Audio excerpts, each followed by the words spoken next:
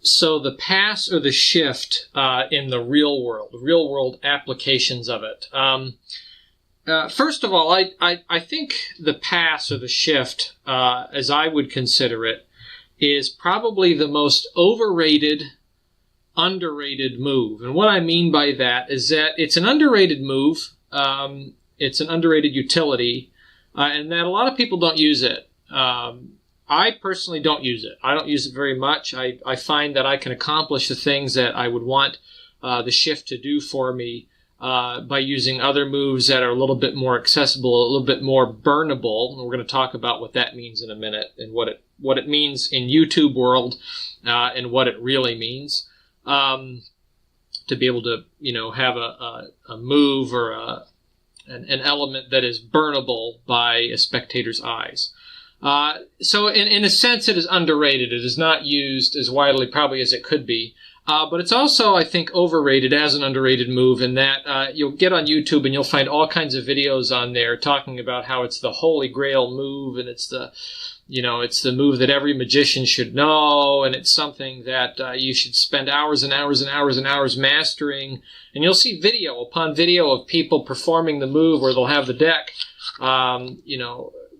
up close to the camera, in a very, very particular angle, if you've ever noticed, and you'll see, the move happen almost imperceivably, and that is the nature of the video.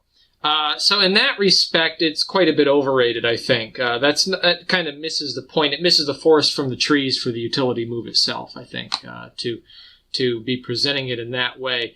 In a sense, those kinds of presentations really turn a utility move into a trick unto its own. And as a trick, it's really a trick for magicians. That's what it is. So the idea there being that I can do this utility move that everybody knows about and everybody should know is the claim. And I can do it so well that you, even though you know that I'm doing it, you can't see it. And can my video fool magicians by executing this move in such an imperceptible way? So, in that sense, it is overrated. So I think it's one of the most overrated, underrated moves that you can find out there. Now, I just want to talk a little bit about that. This presentation that you can find on YouTube.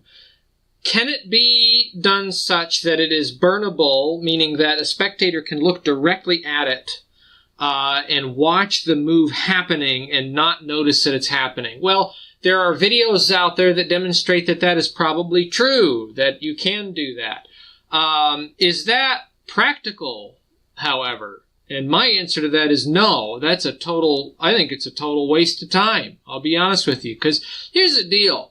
If you look at the motion of a shift, and that is to take the top section of the deck after it's been cut and to reverse it, that is to take what was the bottom and bring it to the bottom again and put the top back on the top. This is the motion that is occurring in a shift. You're actually taking one half and you're moving it to the bottom.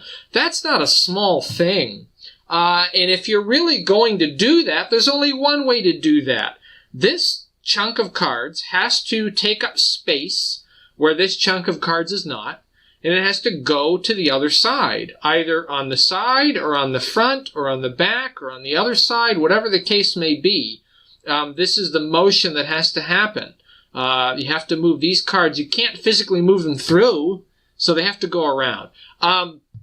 When you consider that that's what's going on, you have to come to the realization, the absolute truth, that this is one of the most angle-sensitive movements that you're ever going to do with a deck of cards.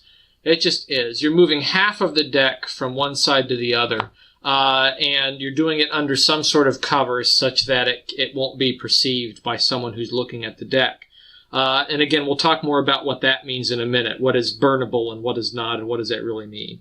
So it is highly angle sensitive. So when you're watching these videos on YouTube, understand that they are extremely overrated, number one, because it's such an angle sensitive move, and the camera on a YouTube video puts you in exactly the absolute perfect spot to not see what's going on. And that's totally overrated. That's not realistic. That's not the real world workings of this utility move. The real world workings of this utility move have people in various places, not particularly in one spot where the cover is as perfect as it can be. So the most overrated, underrated utility move, I think, that is out there is the pass or the shift in its various forms. So I just wanted to get that little introduction out of the way. Let's look at it now and see what it really looks like in the real world and how you might be able to use it. First and foremost, before we get into all of the various shifts or passes, I just want to talk about handling. What you're doing with the cards is going to require some kinds of motions that are a little bit awkward. They're not normal. It's not like you can take the deck, honestly, even though you see these YouTube videos, it's not like you can take the deck honestly with a wide array of viewing points here without a whole lot of cover and a great deal of control on your spectator's viewpoint. It's not like you can take the deck and hold it there and get good enough that you can just make the deck snap. And switch transpose sides. So you're going to have to move the cards and manage your audience in the motion of the deck.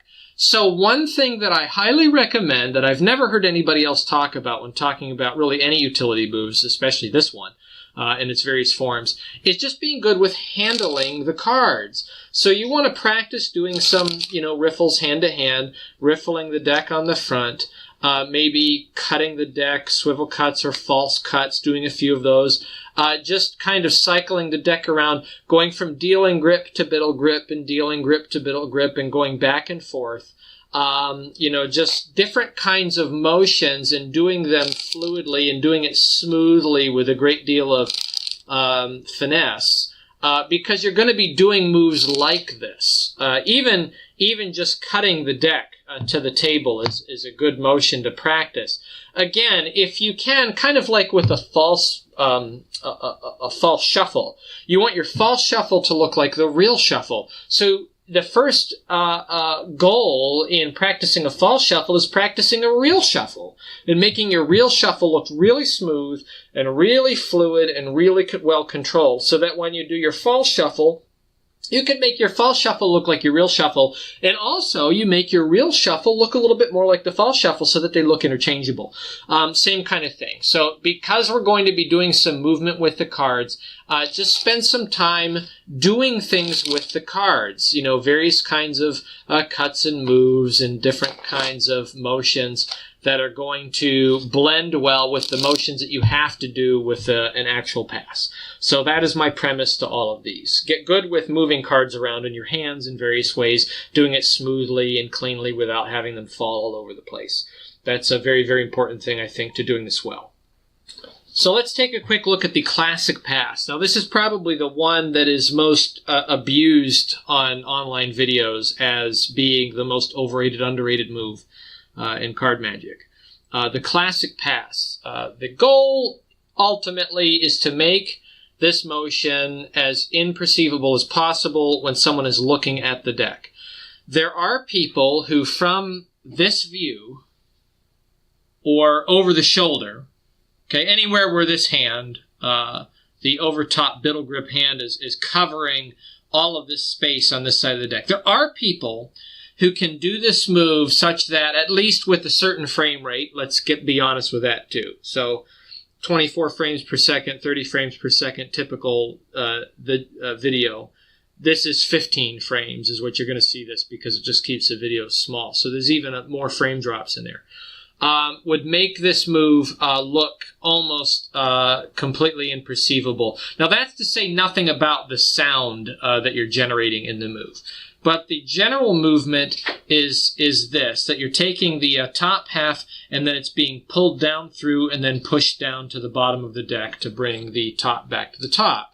Now, as you can see in my performance of it, which is an honest performance of it, it's not imperceivable, okay? You're going to see, this is the part that you want to block, that you don't want to be seen. You're going to see this motion of the cards being taken, no matter how fast I do it, being taken to the bottom, okay? Now, once it's underneath, once it's out of view, once it's inside of the hand here, it doesn't really matter how fast the rest of the move goes, because it's all undercover, okay? The problem is with this move and the withdrawal of the top packet, pulling it out in such a way that it snaps and you can't see it.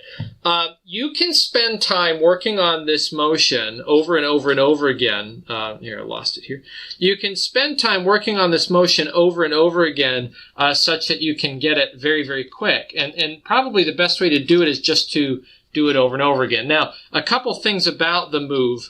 Personally, when I do it, and I'm not going to get too in depth here, when I do it, I stick a lot of my pinky, almost up to the second knuckle there, inside so that I have a lot of control on that top pack. So I jam it in there. It's undercover anyway, so it doesn't really matter. Now, some people will say, oh, you only need a little bit of the finger in there. That might be true, but that's not the case for me. So I get a lot of my pinky in there. That way I have a lot of control. I find that one way to do this is to think less about pulling off the top and more about pulling up with the bottom pack, and that kind of gives you a little bit of a quicker motion. So the bottom pack is gonna rock up on the left hand thumb, and between the thumb and the second finger, kind of as a fulcrum, in the movement of the top pack. Okay, so I think more about that move. And then the squaring up again can be done somewhat slowly. It doesn't have to be very quick. So that's my performance of it. Now, a couple of other ideas here. I find that it can be very helpful, not only to rock up, but also to kind of pull back and towards the body with the top packet. Kind of like you're rocking it around, kind of cycling around the bottom part here. So if you see this again, maybe if I move it from this side, this is the side that no one can see it from. Again, it's a very angle-sensitive move. I find that if I rock it back around, it actually gives a lot more cover in the front. You'll see a lot less of the move from this side. Okay, so that is the move in a nutshell. Let's talk a little bit more about some of the ways that you can cover this move. So the move can be covered through larger motions. You can make the motions very large, such that maybe you're going from one side of the table to the other side in the motion. And in that movement, in that fluidity, you'll notice that it's harder to see that motion. Even if you can see the bad angle spots, the larger motion can cover the smaller one. Now, side-to-side motions are not ideal for this. The most ideal motions are top to bottom, going down. So one that I do, if I'm going to do this move in the process of a routine, as a manner of getting the halves of the deck switched, I will do this. I will rock up like this, and I might even say something like, you can see that everything is squared up, there's no breaks. Now, the laughable thing is I've got my pinky jammed right in there, and if you were looking on the bottom, you would see that. But it kind of looks like I'm just rocking the cards up and squaring them. So I would say you can see that there's no breaks in the cards, and in the manner of bringing it down, that's where the move happens. So the move happens right around in here, and it's completely lost. That one element you're trying to hide, the pulling of the cards from the top to the bottom, is hidden away, and then they're squared up underneath. So that happens on the move, and the rest of the move happens, the squaring up happens as the spectators are looking at the face. And that's what you see in my demonstration there, and that was one take. I did all of those in one take consecutively, one after the other. I didn't practice it, I just did it. That's what it looks like. Okay, so that would be my presentation of the classic pass. So no, you don't have to spend hours and hours and hours and hours and hours on this trying to get it it absolutely perfect. Just get the motion down so that it's reliable, and give it a little bit of a tilt. You're going up, you're going down, the move is done. Practice it in front of a mirror, maybe turn on a camera just to kind of see how that looks, okay? So that is the classic pass. And again, as I said earlier in the premise to all of this, you want to do this in the process of moving cards around. So you want to be good at switching the cards from hand to hand, going from classic grip, dealing grip to biddle grip, moving them. You want to get good at maybe riffling them. Maybe doing this, hand-to-hand sort of riffle motion. But you want to be good at handling the cards such that whenever you do something like this, it doesn't look so odd, okay, because you've just been handling the cards the whole time as you switch the halves. So again, handling the cards and being free with that is very, very important. So the classic pass, that's my take on it for whatever it's worth. Okay, so this is my favorite one. If I'm going to actually do a pass as a move in a performance of some kind, this is the one that I would probably do. The Herrmann pass. The Herrmann pass is my favorite one. I think it gives a great deal more cover, and it puts the tricky part, the part where, as I said on the classic pass, where you have the pulling, the transposition, the initial movement of the top pack to the bottom, it puts it on the back side of the move. So rather than being on the front side, it's on the back side, and it can actually be done with total cover so that you don't see it at all without doing really big moves. So let me show you the Herrmann pass. Now, the basics of the Herrmann pass are as such. You have the, find my split here again. You've got your top card. You've cut the deck. And instead of pulling the top and putting it on the bottom, we're actually going to put the bottom on top. So instead of this move, it is going to be this move. You can see from the front bad angle side. We're going to turn the bottom pack with the left hand. So between these fingers, you're going to put the first finger underneath, put the other fingers on top. You're going to rock it forward, and then bring it up, and then bring it back on top again, and envelope it on top. So we're going to do this under cover such that you can't see it. So here's my take on the Herrmann pass, the way I find to do it. And it requires, again, a big move to cover up the little move that's going on underneath. It looks like this. So you've got your top card. It's been cut. And what you're going to do is I'm going to take the top half, and I'm actually going to bring it off the top of the deck. So I'm going to bring it forward. So your angles are from here out this way all the way to your right. So if you turn a little bit, you actually have pretty good cover all the way around. Your bad angles would be back here, anybody looking on the left-hand side. So again, you bring the top and you bring it forward like you're picking up the whole deck. And in this motion, if I pull this away, I'm going to then flip this back down so that it sits underneath the deck. So I've got all this cover. I'm going to lift up the front. I'm going to bring down the back side. And then what I'm going to do is I'm going to bring all of this forward. And if I'm at a table, I'm going to square it up like I'm squaring the deck. So I'm going to tap it on the deck, on the table to put it back in place. So again, this is what it looks like in full motion. So I bring it forward, I bring it down, and then I tap it, and everything's put back together. So that is what I would do if I was at the table. Now, what you saw was with me standing there with some realistic motion from the spectator's point of view. You could do the same kind of thing, and just kind of rotate the deck as if you're squaring it in the hands. So that would look something like this. Again, I would bring it forward and then, whoops, sorry, I dropped it here. Let me try that again. It's actually harder to do sitting at a table because my hands are at a place where they wouldn't be. I normally would have my hands much lower. Let me find my split again. Here's the card.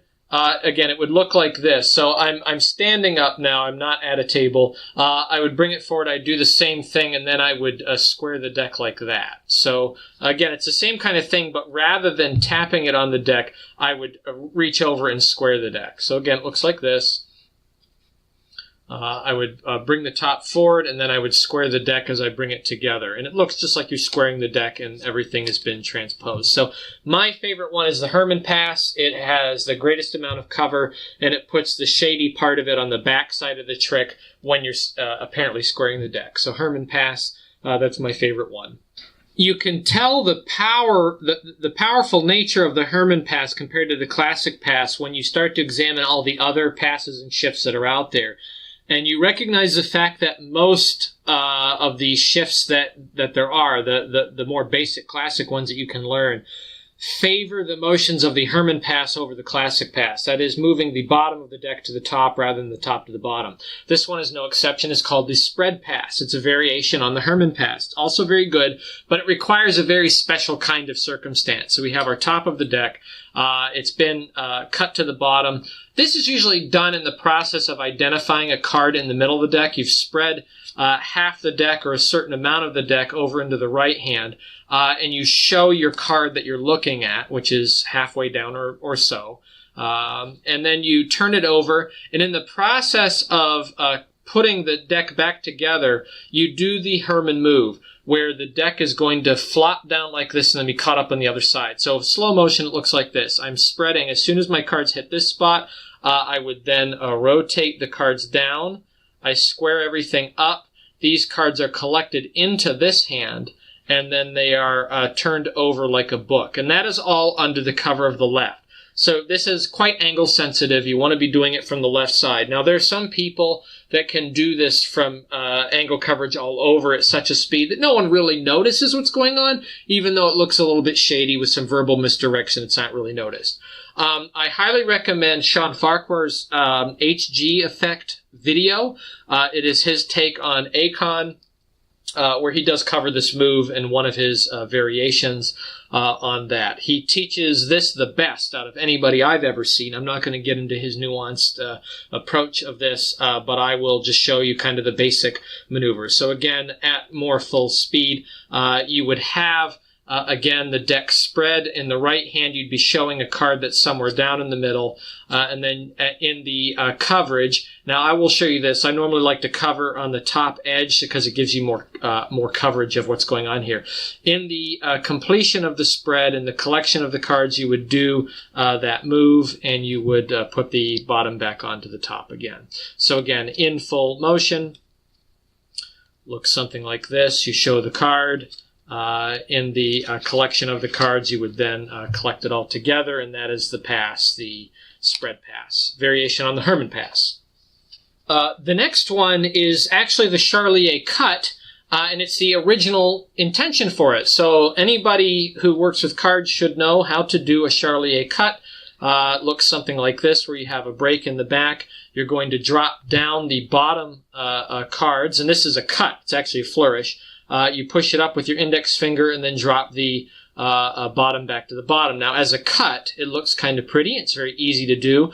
As a shift, as a pass, which is really what it was intended for, it's the same thing. The only difference is that you just put your hand up in front of it, and then you perform the move. So that's it. So you can use a Charlier cut as a shift or a pass to get the decks transposed. Usually in the motion of collecting the cards and setting them down, you can go to biddle from the right cover hand, and it gives the right hand something to do in the motion of that. So the Charlier shift or the Charlier pass.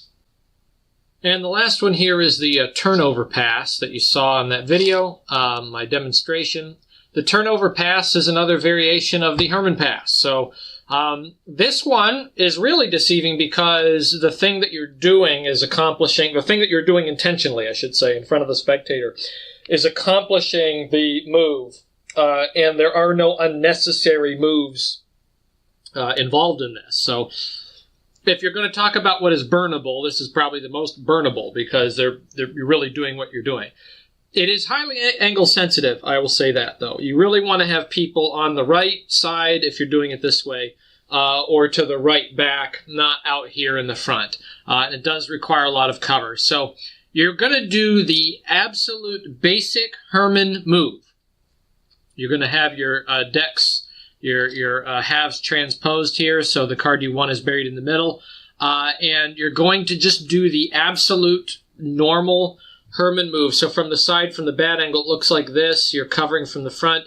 The bottom of the deck goes out this way, and then it's going to come on top. But what's going to be different is rather than bringing it up on top, you're actually going to lay the top pack, or what was the top pack, down on the bottom by turning it over. And it looks like you're just turning the deck over. Now the move is done at this point. And then you're going to follow that up with another turnover of the deck. So it's as if you're looking around the deck on all sides, looking at the bottom. And in that move, you're putting it back together. So one pretext for this might be that you can see that the ace is buried. One pretext for this might be that you would say to the spectator, and we can look all the way around the deck. You can see that the bottom, is this way, the top is this way, there's no breaks, whatever. You can give some kind of reason for turning it over. But again, if you have a reason to turn over the deck, if you have a reason to turn the deck end for end, you can do this turnover move and put everything back to right. So that is the turnover pass, a variation of the Herrmann pass that involves turning the deck top to bottom, bottom to top, and completing the move in that motion. So those are the passes that I showed you on my demonstration with a little bit of explanation. Anyway, there's the pass or the shift, the most overrated, underrated move, I think, in Magic. And it's probably overrated because of the advent of video streaming, such as YouTube and these kinds of platforms where angles can be highly controlled. In the real world, like in my demonstration, you would have a wider angle and you would have motion. And you would also have misdirection. So I told you we would talk a bit about what burning means. And I'll take the time to cover that right now, the last bit of conversation we have here. So a burnable move, usually that means something that can be looked at and focused on and done such that it is undetected. The most burnable pass, I think, or most burnable shift would probably be something like the turnover pass. That is burnable in my opinion. Someone can be looking right at it and it can be done such that there's nothing really funny going on. If you're doing it the right way, it looks pretty clean. Maybe second to that, and the ones that I showed you here would be the spread pass. Can be fairly burnable. People can be looking right at it, right at what you're doing, and it wouldn't be perceived. You can do the other passes, like the classic pass, in such a way that if you have people in the right position, looking at the right angle, without any extra big moves, you could probably do that practice well enough so that it can be burnable in that sense. But at what cost, I don't know, because it's such an angle-sensitive move. You have to have people in a very specific place with cover in order to do that, such that people are staring directly at it without any larger move. So something that's burnable is, in the sense that we use that word, is really a fool's errand, I think, looking for moves like that. Misdirection is what you want. The very best pass, here's what it is. I'm going to show it to you right now. This is the best pass that you could ever do in any kind of effect, the best utility pass that is absolutely burnable. Okay, here's what it is, and you follow along. It looks like this. So you have your card here. You might have the person cut the deck, and then you would go to complete the cut, and it would look like this. You would say, "Hey, look, what's that over there?" There. That is the most burnable version, I think, of the pass. And you think I'm joking, but I'm not. I'm not kidding. The best version of the pass is the one that no one's looking at. So if you're going to be doing a shift, or really any utility move, you want to use it in such a way that you've had heavy misdirection and you have cause for people to not look at the deck when you're getting away with your dirty business. That's how it was done in gambling, people. This is where it came from. The pass was something that was done when something else is going on in the game and the a dealer is picking up the deck and people are putting money into the pot or something else is happening, and they would shift the halves. Or a question is being asked or something happens in the moment in the room that causes people to not pay such close attention. And they shouldn't be paying that close attention anyway because they're focused on their own hand and their own game. Don't buy into these comments that you see in these videos that are out there. It's not worth the cost in practice intention to have something be burnable such that they're looking right at it. No good magic works that way. Magic involves misdirection. Always, always, always, always. If you're not using misdirection, you're not really doing an illusion. So anyway, there are my thoughts on it from the Common Magician. Hopefully you can look at the shift and the pass a little bit differently now, and maybe you'll find a way to use this underrated move a little bit more frequently, but not in such a way, at such a practice regimen that you find it overrated. That you have to practice it so much to make it completely burnable. It's actually a really easy move. It's a really simple thing. You just practice doing the motion over and over again, and you'll get the hang of it. So such that you can fairly smoothly just move one packet to the other, that with some sort of motion and misdirection you can do it that nobody would catch on to it. That's the goal. That's really what you're trying to do. So anyway, the shift, the pass. Good luck with this. I hope you find a way to use it, and I wish all of you happy magicking.